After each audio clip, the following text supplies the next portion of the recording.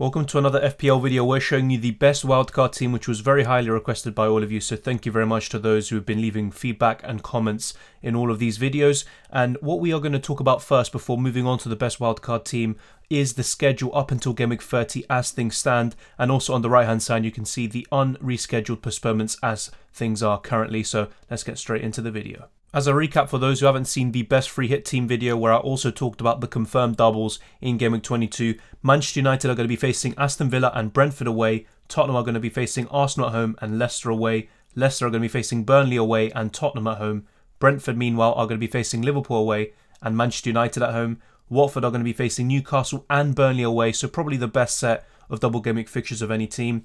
Burnley will be facing Leicester and Watford at home, which is also pretty decent. Chelsea are going to be facing Manchester City away and Brighton away. Meanwhile, Brighton, the final double game week team, will be facing Crystal Palace and Chelsea at home. The rest, as you can see, will only have one game in Game Week 22. On the right hand side, as you can see from Ben Crellin's graphic, is the unrescheduled postponements. Manchester United still have that Brighton at home fixture to be rescheduled. Meanwhile, Tottenham have Burnley and Brighton away. Leicester have Norwich at home. Watford have Crystal Palace at home and Wolves away. Burnley still have 3 fixtures yet to be rescheduled in Tottenham and Everton at home and Aston Villa away. Chelsea still have that Arsenal home fixture, and to be fair, that's just one of the Game Week 24-25 fixtures and they're going to be missing that out anyway because of the Club World Cup. Then Brighton are going to be facing Tottenham at home and Manchester United away. Liverpool will be facing Leeds at home and Arsenal away, and because of that Arsenal-Liverpool postponement in the Carabao Cup, that prevented both teams from having a double in Game Week 22. Arsenal still have 3 games to reschedule in Wolves at home, Chelsea away and Liverpool at home, so probably the worst set of games yet to be rescheduled. Aston Villa have Leeds away and Burnley at home. Everton have Newcastle at home and Burnley away. Crystal Palace have Watford away. Southampton have Newcastle at home, and Ben Crellin actually predicted Southampton and Newcastle for that game to be moved to Game Week 22, but it wasn't meant to be. Wolves will be facing Arsenal away and Watford at home. Leeds would have to face Aston Villa at home, Liverpool away, Norwich with Leicester away, and finally Newcastle with Everton and Southampton away. Just to make it clear, the fixtures I just read out are the ones that have yet to be rescheduled, and we'll find out in which game week they all fall under, but we won't know that anytime soon. We know what's going to happen in Game Week 22, and the likelihood is there's not going to be any more double game weeks in 22. So what we have here is what we're going to get, and now we can plan accordingly, whether we use a bench boost, we take some hits, whether we use the free hit or the wild card. And now I'm actually going to be showing you the best wildcard team, going for it position by position. To kick things off, we have Jose Sa and Robert Sanchez in goal, and it's a bit similar to the goalkeepers I recommended in my best free hit team. And just kind of a word of caution in terms of whether you're free hitting or wildcarding. With the free hit, you probably want to focus more of your money in your starting 11. So if you are uncomfortable with benching certain players, I completely understand that, and you can actually downgrade some of the players I mentioned in my best free hit team video. But on a wildcard, with the current climate and how things are, I would recommend having as much squad depth as possible. So with this team, you're probably going to have a lot of bench points, but ultimately, you'd rather have those players in your squad rather than just in case certain players miss out or whatever happens, you do not have those players on your bench to fall back on. And also, you want to look beyond Game Week 22 of a wildcard. But with a free hit, you want to focus specifically on one game week because that free hit will only last one game week, and then your team reverts back to how your team was before you activated the free hit. But this is a best wildcard team video, and I think the 2 best goalkeepers long term, from this point onwards anyway, are Jose Sa and Robert Sanchez.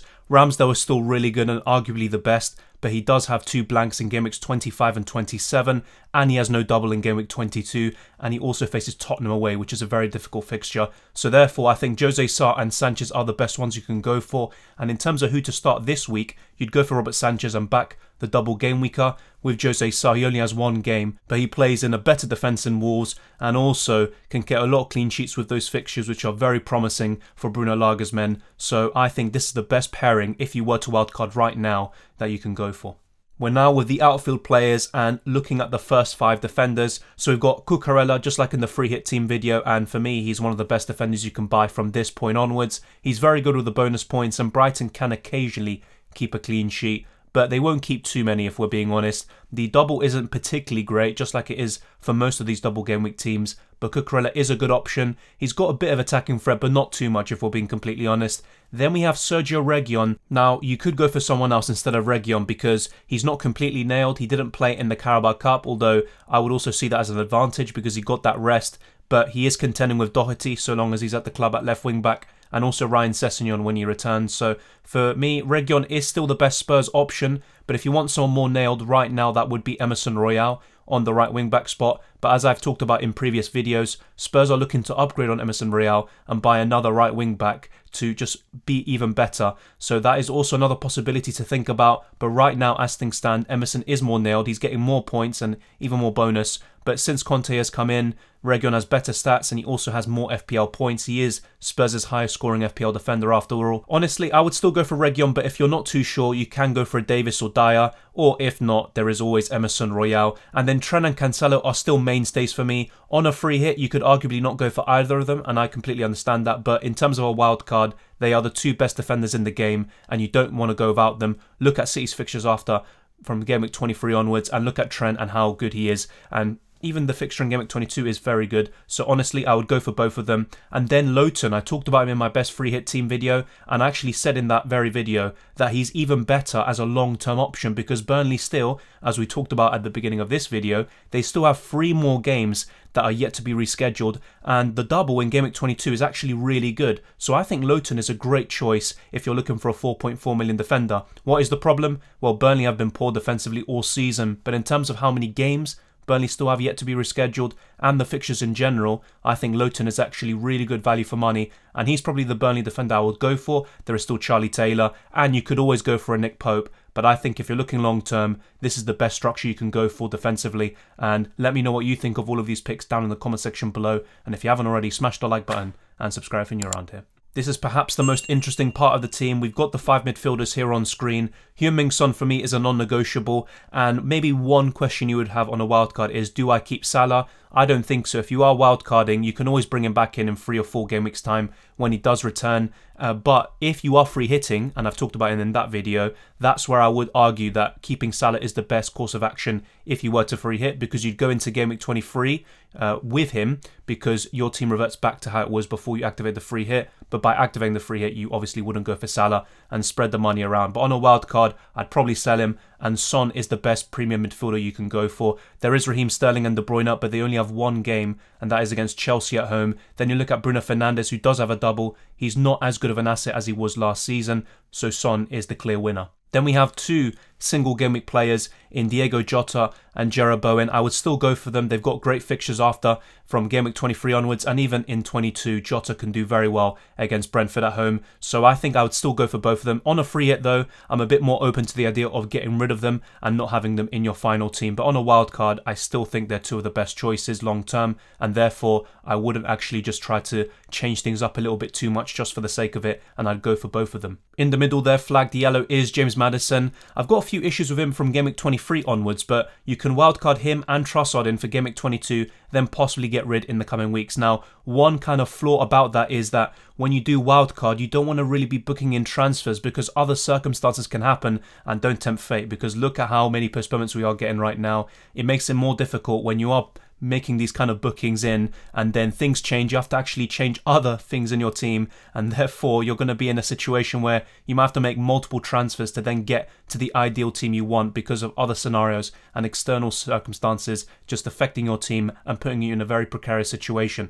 But for game week 22, Maddison's one of the best midfielders you can go for, and therefore I think he is a really good option. And honestly, if I was wildcarding, I would still bring him in despite the fact that long term he might not be as good of a choice as you maybe would have hoped. And finally, we have Trossard. He might be even better on a free hit, but he's still good on a wild card, and you can take advantage of that double game week. And once again, as I talked about in the beginning of this video, you are going to have some bench points, whether it's on your free hit or on your wild card. But I would rather have the bench points on a wild card than having none at all. And it will be difficult to decide who to actually start from all of these you see. You might actually even be in a position where you have to bench Jarrod Bowen, Cancelo, and Trent, which is not ideal at all. But once again, you're well set for the future, and that's the most important thing. With Brighton offensively, I don't trust them long term, but for that double in Game Week 22, I think Trossard is an exception and he can be good, but he's probably the first name I see here where you could probably get rid of, and you could always maybe just go for a bench fodder option and just focus more on your starting 11 and having as much money as possible and just building the best squad that you can and not worrying too much about your bench points. But honestly, with the situation we have right now with COVID, I'm not really thinking too much about bench points or not, and it's just something that's going to happen, but at least you're in a good position. To conclude this team, we have the free forwards, and it's very similar to the free hit team. We've got Ronaldo, Antonio and Dennis. I think the key difference between both teams was we had King instead of Antonio because of that double game week. But really, when I'm looking at this, you could go for Harry Kane instead of Ronaldo. That will be a difficult decision. Having both of them, that's maybe something more that leans more towards a free hit. And on a wildcard, I wouldn't go for both Ronaldo and Harry Kane. I would rather have a balanced team structure and something like this. Antonio on a wildcard, I would want to have maybe on a free hit though, because he only has one game week. That's where I'd be a bit inclined to go for a double game week player instead, like Joshua King. But Antonio is still one of the best forwards in the game. And then there's still Ollie Watkins, but because Aston Villa don't have a double, I'm less inclined to go for him at this moment in time. And Watkins is facing Manchester United in Game Week 22, which can be a good fixture, but it can also be quite tough depending on which Manchester United turn up. With Watford having the best set of game week fixtures in 22, I think you have to have one of Dennis or King. I always prefer Dennis. They're both good options, but I do prefer the Nigerian. And because he's not going to the African Cup of Nations, I think he's just a great choice up until the end of the season. And this is what I would go for. And let me know what you think of all of these selections down in the comment section below. But ultimately, there are still some variations and differences you can actually choose. But in terms of who I would start this week with this wildcard team, I would go for Sanchez in goal. Then I would go for Reguilon, Cucurella, and possibly I'd go for either Trent or Lowton, and that's up to you who you decide to go for in the end. In the midfield, I would select Heung-min Son, Diego Jota, James Maddison, and Leandro Trossard, and then up front I would go for Cristiano Ronaldo, Mikel Antonio, and Dennis. But then again, because Antonio is a single game week player, you could go for the four in defence and pick Lowton and Trent and go with Reguilon and Cucurella, then pick those midfielders I said, and then go for Ronaldo and Dennis up front with those midfielders as well, like Trossard, Maddison, Jota and Son. Let me know who you would select with the team that I just picked for the wildcard, and which changes would you make? Is there anyone that I haven't mentioned that could be really good? Because honestly, there's so many options this season. Even in goal, for example, Hugo Lloris, Aaron Ramsdale, David De Gea, they're all good choices. I think Jose Sarr and Robert Sanchez is probably the best duo you can pick, and I'm actually pretty happy with this team. I would love to have this team, but once again, just a word of caution for those who are looking to wildcard. With so many postponements and different circumstances always changing and evolving, if there is a risk of playing your wildcard, then postponements happen, your team doesn't look suddenly as good in a week or two's time, and then you want to make more changes, and then you think, well, maybe I wanted to actually keep my wildcard and use it from game week 30 onwards, and maybe use it in conjunction with a bench boost or another chip. So there's different ways to play this game, and honestly, the way I'm looking at it from my perspective and my team, I'm either going to be using free transfers and hits, or I'm going to be using the free hit, but ultimately my original plan was to bench boost, but things have changed and now I have to adapt. And the wildcard, it has crossed my mind, but honestly I would rather keep it for later on in the season, and I think it doesn't really suit me and my own team. But thank you very much for watching. If you enjoyed this video, smash the like button and subscribe if you're new. And once again, I encourage you to share your thoughts on this team and also other players and teams that you want to target. There's going to be more blanks and doubles in the future, but we just don't have enough information right now to talk about them with enough conviction and actual truth. We want to actually just wait, we can speculate, we can plan, but ultimately things can change so quickly that we just want to deal with what we know at the moment and then boost on from that point forwards. But thank you very much for watching. You can follow me on Twitter and Instagram, Dylan_RCM. You can also join the Discord server and also the FPL League. The links are in the description below. Good luck with Game Week 22, and there'll be more videos and live streams in the future for both FPL and UCL Fantasy. So take care, and I'll see you next time.